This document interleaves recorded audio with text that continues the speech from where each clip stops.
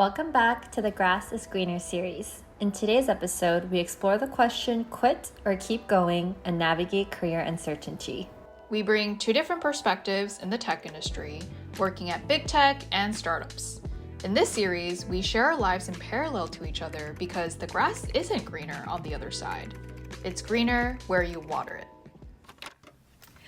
I'm actually moving today and my apartment is a bit of a mess, especially the other side of the camera, which I feel like is quite reflective of how I feel about my career right now. I'm at the point of my career where everything is fantastic on paper, but I don't know why I feel a little lost. You know, I'm working at my dream company, my needs are met, and there's nothing that's pulling me somewhere else. But for some reason, I don't know why I feel a little lost, uncertain, and unsettled. When you're early on in your career, I feel like it's a little bit of fuck around and find out, and that whole journey becomes your career trajectory and growth. But the more senior you become, the more focused it forces you to be. And what if that focus isn't quite reflective of the end output that you want? Does anyone else ever feel this way? Okay, the movers are here, so I'm gonna go downstairs to meet them and let's get this move going. Don't want nobody else around. When I'm with you, baby, nothing really matters. So like think, baby, there's no doubt.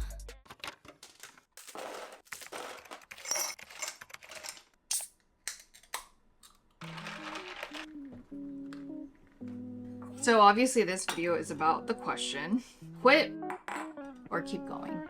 And this is a question that is pretty straightforward for me. It's literally, do I continue on in this founder journey or do I go back to 9 to 5 and continue on like the career trajectory that I was at when, I was at Notion?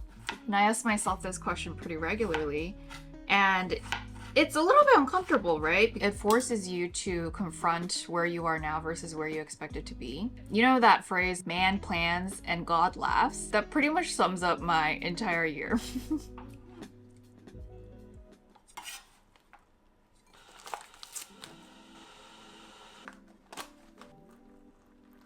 So just last week, I decided to pivot solutions and, same problem, same customer, everything, but I knew it was the right decision and I feel confident about it. But at the same time, it feels like I'm going back to the drawing board in a way, which I know it's not true, but it just made me feel a little bit unsettled. The other day, I was talking to a friend, pretty much stressing out and everything. And then she basically stopped me in my tracks and was like, Jenny, instead of using that energy to worry, redirect that energy towards things that will help you move forward from this situation. In that moment, I was like, you know what? Thank you. I needed that little ounce of tough love because it's true. I don't have time to be paralyzed by worry. So anyways, back to the question, quit or keep going. This is something I ask myself pretty regularly because I find it just as a helpful exercise to assess like where am I at right now and what do I need to do to move forward. I use like my own mental framework for this and I'll share that later this afternoon. So I'm in my new apartment. It was way too hectic to film the moving in process, but I am here. I showered and I'm gonna try to unpack a few things because my apartment just looks like it exploded. When I look back on my career, I realized that I actually had very clear goals and milestones that I was working towards in every role that I was in. And I think that this helped me give me the motivation and the direction to propel me forward into whatever was next that I was doing. If we take a quick trip down memory lane, when I first graduated, my goal was to find a job, and it was a pretty arduous 6 months journey, but I finally did it and I got my first job at a media agency. At the agency, the 1.5 years I was there, I actually learned so much, and through that I realized, I'm at an agency right now, but for my next role, I think I want to go on the other side and manage agencies myself. So during this time, a recruiter that I had actually built a relationship with before reached out to me, and there was basically a contracting role at Disney that did exactly what I wanted. Part of it was managing their agency of records. So it almost felt like this was the perfect next step of my career in a way. And when I got to Disney, the next goal was so clear for me because I was contracting. So I was like, I want to do whatever it takes to get converted to full-time. And I know it's going to be this like uphill battle, but that's the battle I want to embark on.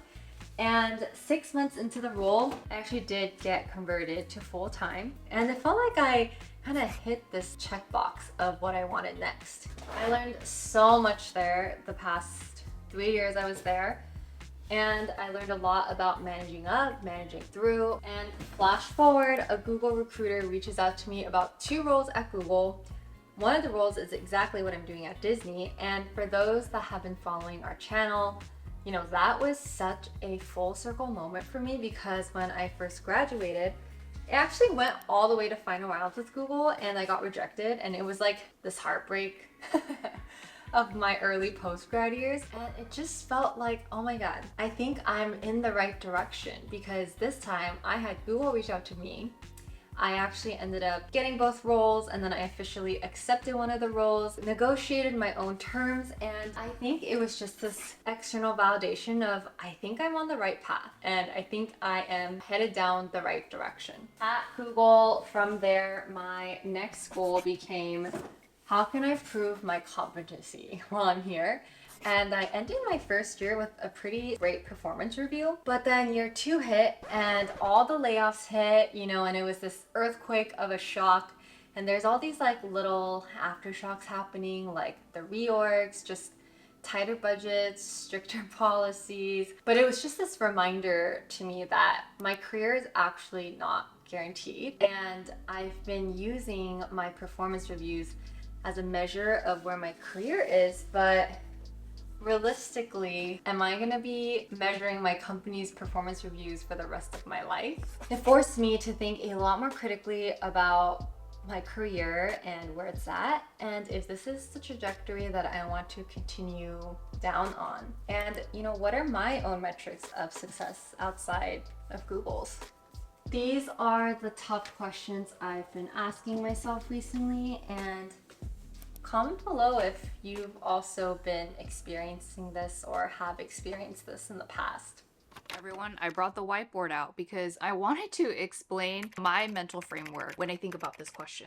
Quit or keep going? And I realized it's best if I explain it visually as well. But before I get into that, any women out there or people with ovaries, I would love to talk to you about your experiences with healthcare. Anything from birth control to fertility or family planning. I'm also more than happy to share anything from my background that is helpful or relevant. So click the link in the description if you're open to chatting with me. And any men out there, please tell your sisters, cousins, and girlfriends. Thank you. Back to it. When I think about this question, for me, there are 2 large factors here that play a role. And the first one here is external factors. Anything tangible that help inform the question, can I keep going? And for me, there are 2 things here. Traction. Is anything like momentum, revenue, growth, anything like that? And for me, it's pretty early right now, so I don't have any. The other thing, time and money.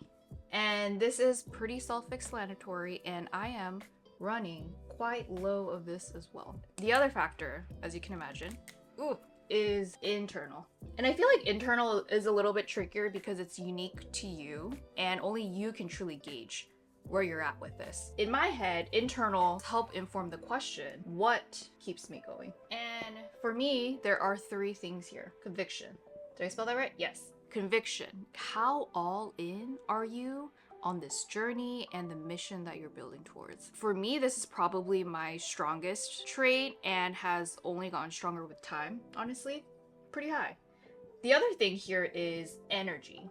Because let's be honest, this journey takes out a lot of you. How much do you have left in your tank? I feel like for me, I have a really great support system, and I think I've really figured out what I need to be healthy. And healthy in all parts of that word, right? Mentally, physically, emotionally, spiritually. I'm like, my tank is pretty full. And lastly, engagement. like what motivates you, right? And I feel like it's different for everyone, but for me, it's challenge and being able to see myself grow. There is no shortage of that in that journey, so pretty high. From what we're seeing right now, my internal factors kind of looking like shit, and they're basically saying, Jenny, you need to probably start thinking of a plan B.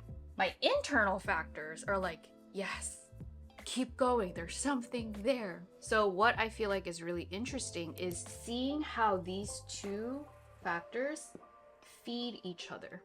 And right now, my internal has like a lot of leftovers to give, and it's been feeding the external.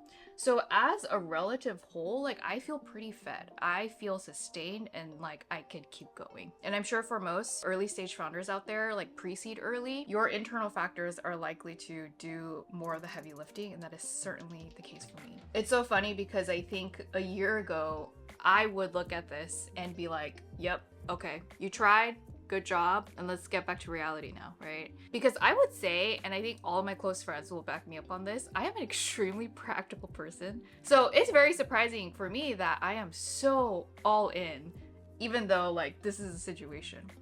And yes, time and money are running low, but like I'll figure it out. So this is just how my brain works, and I hope it's helpful. But I'm curious like how you all think about assessing yourself in your journey. Like when do you know when to quit? When do you not? So leave in the comments below. I'd love to hear it. And another reminder for you women out there, link in description. I would love to chat with you.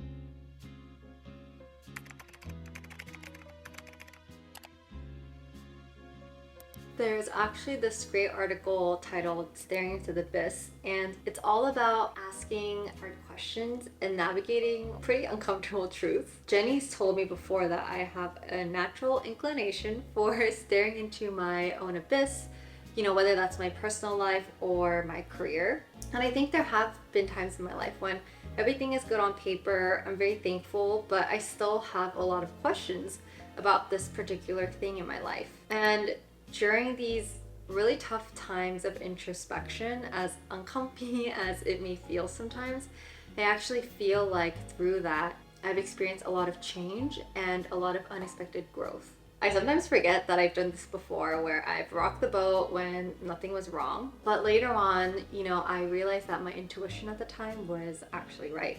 So all that to say, I think wrestling with tough questions is very worthwhile, and it's totally okay if you don't have the answers to those questions right now.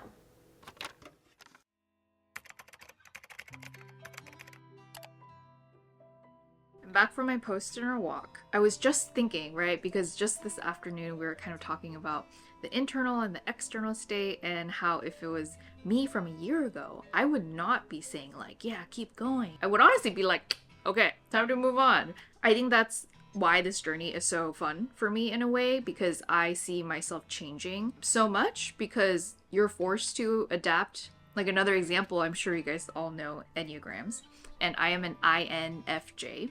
And my I, which is like introvert, extrovert, and F, which is feeling and thinking, are very much 50-50. Like I can toggle between the both. But then my N and my J are very, very strong.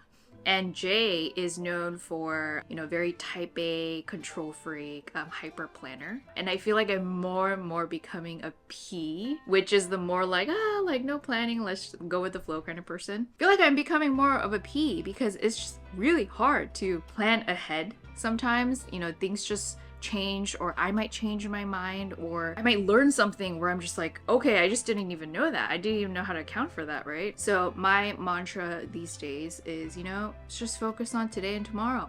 That's it. And just go from there. I can't believe Amy and I have been doing like, this is like episode 10. Please let us know, like, is this enjoyable to watch? Is it valuable? Is it helpful? Let us know. What do you want to watch more of, less of? Like, we're so open to feedback always. Good night.